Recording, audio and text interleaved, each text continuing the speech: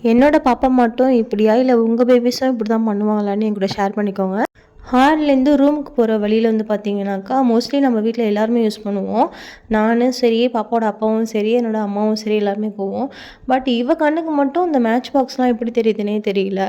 3 பேர் போயிட்டுருந்தோம். எங்கள் 3 பேர் கண்ணுக்குமே தெரியல. சாம் மட்டும் போய் பார்த்துட்டு, அதை எடுத்துகிட்டு வந்து, "வாங்க இதை பண்ணலாம்" அப்படின்னு சொல்லி என்கிட்ட கேட்டா. அவளுக்கு இது பேர்லாம் சொல்ல தெரியாது. "இப்படி சுற்றுவோம் வாங்க" அப்படின்னு சொல்லி நம்மள்ட்ட கேட்டா. ஒரு நாளைக்கு 10 to 15 டைம்ஸ் வந்து பார்த்தீங்கன்னாக்கா ரூமுக்கு போயிடுவோம். எனக்கெலாம் தெரியவே இல்லை அந்த மேட்ச் பாக்ஸ். இவளுக்கு மட்டும் எப்படி தெரிஞ்சிச்சுன்னு தெரியல.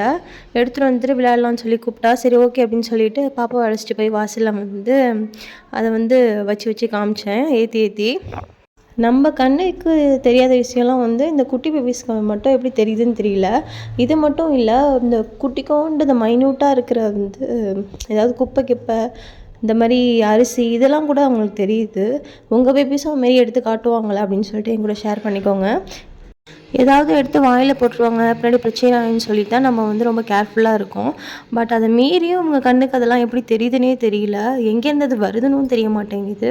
இந்த மேட்ச் பாக்ஸ் அவளுக்கு எப்படி கிடச்சதுன்னு தெரியல எங்களுக்கும்.